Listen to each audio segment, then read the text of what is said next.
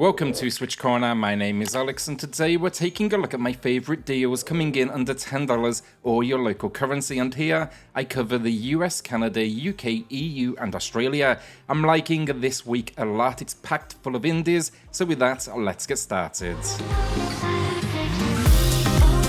If you enjoy the content today, consider subscribing, helps the channel a huge amount and the support seriously is appreciated. If you are grabbing anything as well, consider using a cornershop.gg for discounted eShop credit. You'll get 5% off at checkout using code CORNER. We also then have a winner to announce for a $10 eShop gift card later in the video and one more to give away. To enter, drop a comment down below and the winner they'll be announced in next week's video. Iris.Fall gets a new low price 50% off, and that is the first time the game has gone a sub $10. Now I reviewed it on the channel and the complaint from me was simply how brief the experience is. It clocked in right around a couple of hours with little in the way of replayability, but this now may be the price to pull people in. It's a unique puzzle game as well, which plays with the theme of shadows, from environmental objects matching up to controlling your shadow directly and building out a pathway using light sources. Do love the black and white visual style though overall, and I'd love to see where they can take it next. My full review is in the pinned comment and I'd definitely suggest you watch that first. Narita Boy is a Metroidvania that impressed mostly. It's 75% off, matching the low price here, and it has a unique old school pixel style and mixed with a huge amount of neon. The story, we are in, I guess, this game, this world, it's a popular video game and they are being attacked. We are the defense, think almost the antivirus. It's a really strange story but effective, and with progression we do learn more about this lead developer, this character. Your weapon as well of the Techno Sword, just an incredible name, it hooked me immediately. The only complaint, the lack of a map does lead to some backtracking and confusion, but that's really about it in an otherwise highly recommended experience. You can check out my full review in the pinned comments. Monster Sanctuary is also a Metroidvania, but what makes this one unique, it's essentially combined with Pokemon. Now the idea here, we collect monsters, build a squad, train them and send them into turn-based combat, but they will also be key to advancing to new locations. Think removing obstacles in the world. The combat though is solid. I loved uncovering new monsters. Of course they pack evolutions as well, and then if you do have friends that play, you can take your squad online and battle it out. It's matching the low price then, 66% off. Tiny Metal is also for the strategy fans. With Advance Wars getting a release date, this will be a good option to tie you over. This one's a turn-based strategy with smaller locations to overcome and a selection of units to leverage. Think tanks, treks and troops. I love the low poly style they went for with this one, and yeah, it just works really well on the small screen if handheld is your thing. All in though, you'll be working with 15 different unit types and we are battling to take down an evil opposing nation. It's matching the low price, 70% off. A Fold Apart I loved, it's 75% off, matching the low price, and you can see my full review in the pinned comment. The gameplay here, it's a puzzle game with a heavy focus on its narrative as two individuals, they try to get over the challenges of a long distance relationship. Definitely really touching stuff actually, but the core gameplay, it's solving paper-based puzzles in the world, and while not all are perfect, I was overall impressed. It's just got a really mellow vibe to it all as well, so it's a good one when you want something that's a little more relaxed. A couple of classics then, Limbo and Inside. These are puzzle platformer classics. I don't give anything away with these, so I mostly stick to the eShop description. Limbo is an award-winning indie adventure where, uncertain of his sister's fate, a boy enters Limbo. It won over 100 awards.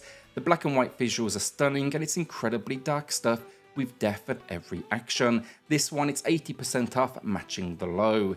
Inside then followed it up and again over 100 awards, from the Game Awards to the BAFTAs, and here a boy finds himself drawn to the center of a dark project. This one continues the black and white design but definitely expands upon the detail. As with Limbo as well, this is another dark story and it's 90% off, matching the low price. Either way though, like both are masterpieces, both should be experienced by everyone. Iris and the Giant then is 45% off, it matches the low price. This one's a great recommendation for those new to the world of deck builders, though it still packs enough challenge for those that are maybe experienced. It's got a progressive difficulty curve, which I love to see in the genre. It is light on story, but I love the visuals they went for, and we are battling against our depression. The main loop here, battle through 20 floors, overcoming waves of enemies. There's only 51 cards across 7 categories, but it's surprising how many combos this can make for, and the secret locations to uncover. I love this one, I featured it in my top deck builders video, and I've linked that one down below. WBSC eBASEBALL Power Pros then is my pickup of the weekend. It's not actually on sale, it launched at the Nintendo Direct just yesterday at time of recording, and it is $1, so that was enough for me to take a risk. I always hear positive things about this series as well, and my understanding is it's the most popular baseball game in Japan. Now I'm still unsure why it's so cheap. Is it a restricted build of the game, or is it maybe content light? It seems the focus is on quick matches, offline versus mode, and online play. I'll be jumping into this, so immediately after the video I may even cover it here on the channel.